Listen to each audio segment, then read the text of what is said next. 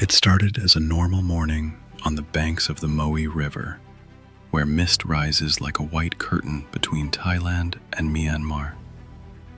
But that morning, the silence was torn apart by the sound of footsteps and desperate cries. A young man, barefoot and bleeding, was running through the mud, chased by men with rifles. His voice echoed across the water. "Help me! They're killing people inside." That scream would later expose one of the most horrifying crimes of the decade: a network of scam compounds hidden along the border, where thousands of victims were enslaved and forced to commit online fraud for criminal syndicates. Authorities called it cyber slavery. Survivors called it hell. And behind every smiling job post, behind every friendly message online, there might be a gate that never opens again. So before you scroll past another work abroad offer, listen to this story, because it might be the difference between freedom and captivity. By early 2025, the lush jungles along the Thailand-Myanmar border had turned into something far darker. Myawaddy, once a sleepy trading town, was now home to towering gray buildings surrounded by barbed wire, places locals whispered about but dared not enter. They called them scam compounds. It began with online job ads promising easy work and high pay. Customer support in Bangkok, crypto analyst, housing provided. But when the recruits arrived at the border, they were handed off to men with rifles. Their phones were confiscated, passports destroyed, and when the steel gates slammed shut, the truth was revealed. They weren't employees. They were captives. Inside, hundreds were forced to run global online scams, tricking victims across continents through romance apps, investment platforms, and fake crypto exchanges. Each keystroke they made, each message they sent, was written under threat of violence. In February 2025, a joint operation between Thailand's Department of Special Investigation and the NGO International Justice Mission rescued 260 workers from one such compound in Myawaddy. Their stories were chilling: beatings, electric shocks, starvation. Yet officials estimated that up to 100,000 people were still trapped in similar centers scattered across the border. Then came October 20th, 2025, the day the nightmare was exposed to the world. The Myanmar military raided KK Park, the largest compound of them all. Over 2,000 suspects were arrested, and behind their screens lay millions of stolen dollars and thousands of shattered lives. It wasn't just a crime. It was a system, a new kind of slavery, built with code, satellites, and fear. It started, for most victims, with hope. 26-year-old Nguyen Minh from Vietnam thought he'd finally found a way to help his family after losing his job during the pandemic. A recruiter on Facebook offered him a position as a customer support agent in Bangkok. Salary $1,200 a month, free housing, and a work visa. Everything sounded legitimate. The recruiter even sent him flight details and an official-looking contract bearing a company logo. When Min landed at Suvarnabhumi Airport, two men holding a sign with his name greeted him.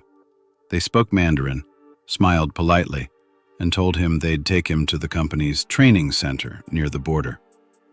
He texted his mother, "Don't worry, I'll start work tomorrow."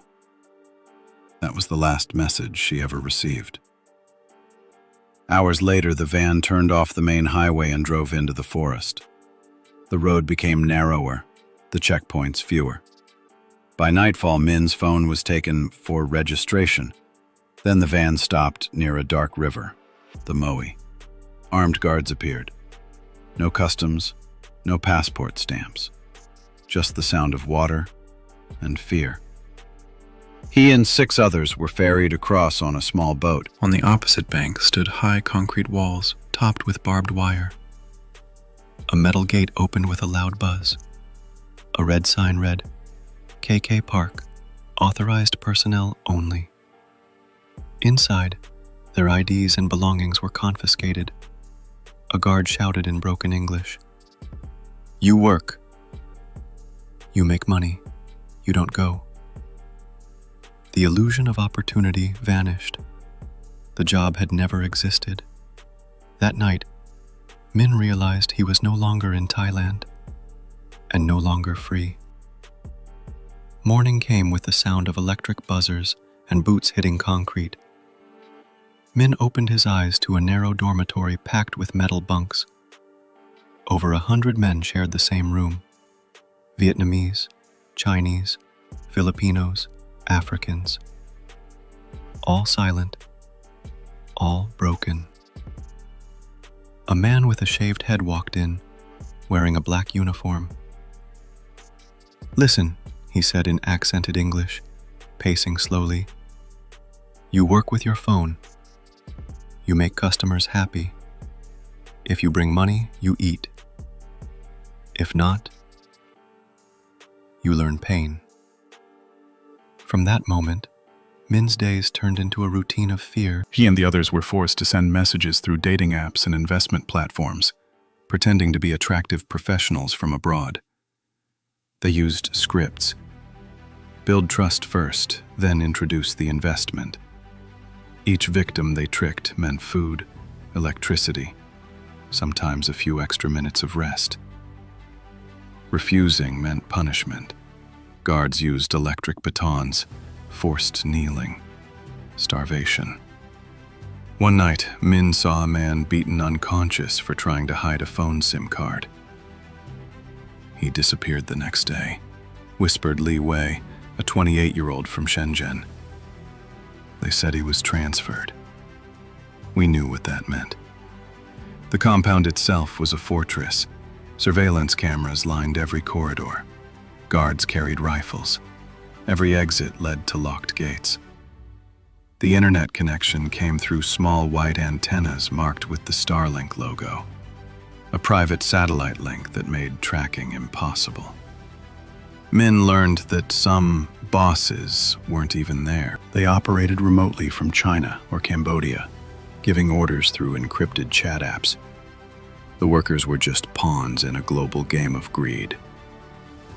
At night, when the generators hummed and the floodlights flickered, Min would stare at the barbed wire and whisper to himself, "One day I will cross that river again." The Moe River was supposed to be a line of freedom, the thin, glimmering boundary between Myanmar's chaos and Thailand's law. But for the captives of KK Park, it was a mirror of silence and death.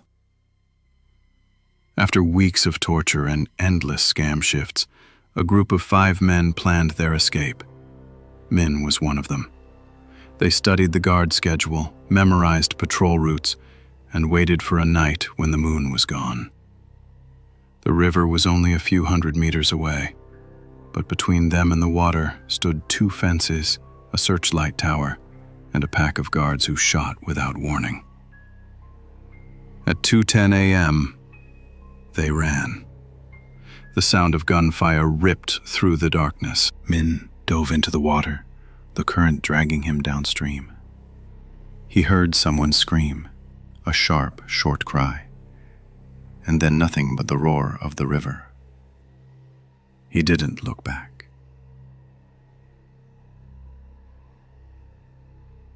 Three days later, Thai fishermen found 2 bodies tangled in the reeds. The other 3 had vanished. Min woke up in a hospital in Mae Sot, weak and terrified, whispering the same words again and again. There are thousands more inside. They will die if no one comes. His testimony shocked the Thai authorities. He described everything: the electric shocks, the passwords, the hidden tunnels, the Starlink devices mounted under camouflage nets. Investigators traced his details and confirmed a chilling truth. The compound he escaped from wasn't isolated. There were at least 7 others just like it along the border. A digital forensics team extracted data from Min's confiscated phone. Hidden in its memory was a chat log between administrators. Orders in Mandarin, screenshots of scam targets, and one name that stood out: Eastern Sun Holdings Limited. The address led not to Myanmar, but to a corporate building in Phnom Penh, Cambodia. The river was silent again, but its current carried a secret, one that crossed borders faster than any boat. When Min's testimony reached Bangkok, the Thai police realized the scale of what they were facing. This wasn't just a human trafficking ring. It was a financial empire. Within weeks, the Department of Special Investigation, DSI, formed Operation Crossfire, a joint task force with Interpol and cybercrime units from Singapore and Hong Kong. Their goal? Trace the money. Investigators followed a trail of cryptocurrency wallets linked to the compound's scam operations. The data was staggering. Thousands of microtransactions totaling over $380 million in just 8 months. Each payment led to offshore exchanges, then into shell companies registered in Hong Kong, Dubai, and Phnom Penh. One company appeared repeatedly: Eastern Sun Holdings Limited, the same name found in Min's phone logs. On paper, it sold digital marketing services. In reality, it laundered millions through fake ad campaigns and crypto investments. A digital analyst named Lieutenant Chai Ratanakul made the breakthrough. By mapping blockchain transactions, he found several wallet addresses connecting Eastern Sun to servers physically located inside KK Park. They were using crypto like a washing machine, he said. Money in, crime out. Spotless. Further investigation revealed that the company's CEO was a Chinese national known as Chen Hao, who operated from a luxury condo in Phnom Penh. Intelligence suggested Chen wasn't working alone. He was part of a wider syndicate spanning Cambodia, Laos, and Myanmar, controlling dozens of scam hubs across Southeast Asia. To expose the network, DSI needed proof from inside. They recruited a former compound technician, codename Sparrow, who had fled KK Park months earlier. Sparrow revealed how Starlink terminals were smuggled in pieces across the border and reassembled to maintain encrypted contact with Chinese controllers. Every detail painted the same picture. The compounds were not rogue prisons, but nodes in a regional web of cyber slavery, built with modern tech and protected by corruption. The deeper investigators dug, the more dangerous it became. Someone powerful was protecting these operations, and the next move, a military raid, would decide who lived and who vanished. October 20th, 2025, 03:45 a.m. A thick fog blanketed the river as Myanmar's military trucks rolled toward KK Park. The air smelled of fuel and tension. On the other side of the Moe, Thai border forces watched through thermal scopes, ready to intercept any escape. After months of surveillance, Operation Crossfire was about to strike. Inside the compound, guards were half asleep when the first explosion shattered the silence. The main gate burst open, followed by a wave of armed soldiers. "Down! Down!" they shouted in Burmese and Chinese. Panic erupted. Some workers ran toward the dormitories, others hid under desks, clutching phones and fake passports. From the control room, a manager yelled into his headset, "Delete everything! Burn the drives." The power went out, but it was too late. Special units had already secured the server rooms. Rows of blinking machines were stacked like tombstones, filled with transaction logs, chat records, and crypto keys. Min, now assisting the Thai task force as a witness, watched the raid unfold live from a command center in Mae Sot. He trembled when he saw familiar buildings collapse in smoke. "That's where they kept us," he whispered. By dawn, more than 2,000 people were detained, a mix of victims and perpetrators.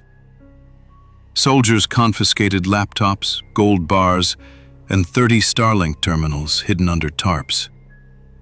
Among those captured was a mid-level Chinese operator who revealed that Chen Hao, the syndicate's mastermind, had fled 2 nights earlier through a tunnel leading straight to the riverbank. When troops entered the lower levels, they found something worse. Locked metal rooms, blood-stained floors, and isolation cells where prisoners were kept in darkness for days. The smell of sweat and fear still lingered. One investigator said quietly, "This isn't a workplace. It's a digital concentration camp." At 7:20 a.m., the Myanmar commander radioed to Bangkok. "Compound secure. KK Park is down, but everyone in the room knew the war wasn't over. They had only cut one head off, a many-headed beast." The fall of KK Park sent shockwaves across Southeast Asia. Within hours, headlines erupted worldwide. 2,000 arrested in massive Myanmar raid, thousands freed from cyber slavery. But behind the triumph was a grim reality. The victims weren't just numbers. They were lost identities, broken bodies, and stolen years. When Thai authorities began screening the detainees, more than half turned out to be trafficking victims. The rest were minor enforcers, translators, and low-level tech operators. The real masterminds, the men who built and financed these compounds, had already vanished. Interpol's cybercrime unit in Singapore, working alongside Thailand's DSI and the United Nations Office on Drugs and Crime, began a deeper investigation. Blockchain analysts traced cryptocurrency movements totaling nearly $1.2 billion across hundreds of wallets. The digital trail led to a series of shell companies registered under the same name: Eastern Sun Holdings, Golden Belt Trading, Kunming Digital Services. Each was a mask worn by the same network, a ghost corporation spanning 6 countries.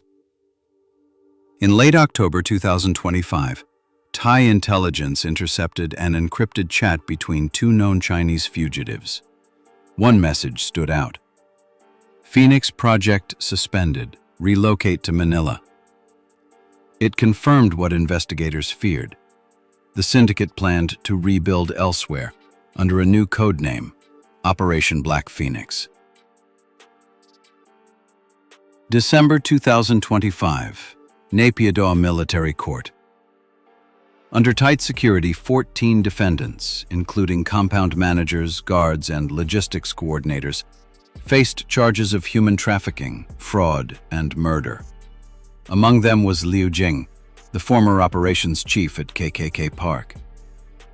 When the prosecution played footage from confiscated drives, victims chained to chairs, guards laughing as they shocked prisoners, the courtroom fell silent.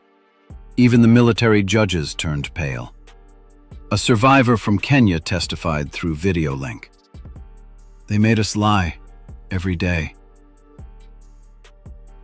We stole money for them, or they hurt us. I still hear the screams when I close my eyes. After a week-long trial, Liu Jing and 4 others were sentenced to 25 years in prison. Others received between 5 and 15 years. But Chen Hao, the syndicate's mastermind, remained at large. Satellite data suggested he fled to Cambodia before the raid, then disappeared into Laos. The reward for his capture rose to $5 million, yet no trace ever surfaced. Then came another twist. Leaked intelligence from within the Myanmar military revealed that parts of KK Park had operated with unofficial approval. Several officers in the border guard force were accused of taking bribes to protect convoys, while one general, Major General I Min Tun, allegedly received $200,000 a month from Eastern Sun's offshore accounts. When confronted, the general denied everything. But documents seized from KK Park's finance office told a different story. A ledger marked Security Support, AMT. That revelation ignited global outrage. It wasn't just crime thriving in chaos. It was corruption feeding it. Aftermath. By early 2026, over 1,800 survivors from the raid had been repatriated to 23 countries. Many carried deep trauma, PTSD, depression, suicidal thoughts. Some refused to speak. Others turned advocates. Min, now a key witness under Thai protection, helped train investigators on cyber trafficking tactics. His words during a UN hearing became iconic. We were forced to steal from strangers. But the biggest thing stolen from us was time and trust. Meanwhile, international agencies cracked down on satellite internet misuse, banning unauthorized Starlink devices in conflict zones. Cryptocurrency exchanges tightened KYC rules after pressure from the Financial Action Task Force. Yet despite reforms, whispers of new compounds continued. In Cambodia's Sihanoukville, in Laos's Golden Triangle, in the shadows of digital greed. The Moe River flows quietly again, but locals say that on certain foggy mornings, you can still hear echoes, faint cries carried by the wind, calling for help from a world that once looked away. In the end, the story of KK Park isn't just about a place. It's about the price of human desperation and how technology, when placed in the wrong hands, can become a weapon sharper than any blade. What began as a promise of opportunity turned into a prison built from screens and codes. These compounds were not ancient dungeons. They were air-conditioned towers filled with computers, LED lights, and fear. The chains weren't made of iron. They were made of Wi-Fi, passwords, and digital isolation. For the survivors, freedom did not erase the past. Some still flinch when their phones buzz. Others can't step into an office without seeing the ghosts of those they left behind. But many have chosen to speak, to turn their trauma into warning. And for the rest of us, their story is a mirror. Because every click, every online message, every too-good-to-be-true offer can be the start of someone's nightmare. In a connected world, evil doesn't always knock at the door. Sometimes, it just sends a friend request.